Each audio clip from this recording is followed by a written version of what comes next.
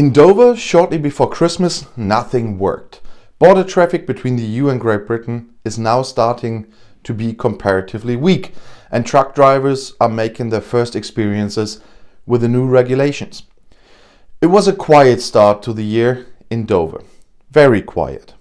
There was almost nothing going on the feeders to the port, and accordingly not in the port either. British companies had made good provisions at the end of last year and had their stocks filled to the maximum, so as not to be dependent on imports in the first few days of the year. The bureaucratic burden for trade between Great Britain and the continent is now considerable.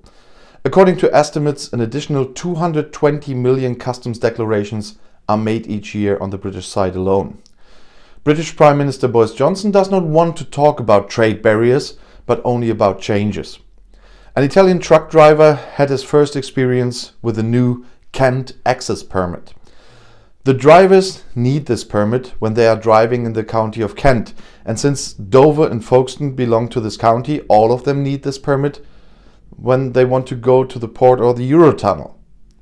It is only issued if the necessary documents for the EU import controls are available.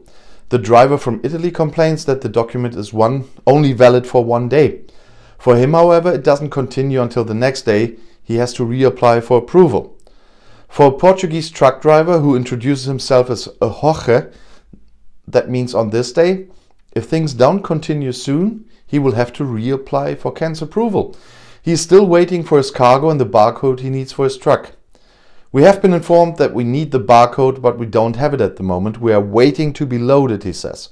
Then we get the barcode and can use the channel. Among other things, the barcode conceals the import and export licenses that the drivers must show for their freight. Darius is doing well in comparison. The Pole came to the island with his truck in the old year and has nothing loaded on the way back, which means that he can largely do without proof. However, he still has to show a negative corona test. He has just done the test in Manston on the former airfield that was parked over before Christmas with countless trucks and vans. In Dover, where shortly before Christmas nothing worked, one wonders how it will all be once the border starts to be filled with traffic and the traffic starts moving again.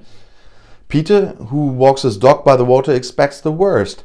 The traffic will be bad, I guarantee you that. It can't flow. How should it flow, he says. We are stuck here again in mid-January everywhere. Peter doesn't think the government has made sufficient preparations. In fact, the large truck park for up to 1,700 trucks in nearby Ashford is not yet ready. And the freight forwarders say that some of the IT systems that the government has introduced for customs controls have not been tested at all. Still, not all are pessimistic.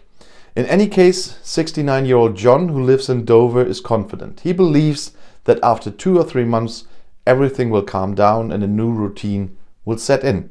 And if you want to stay informed, please subscribe to my channel and my other channels. I'll see you in my next video. Bis gleich.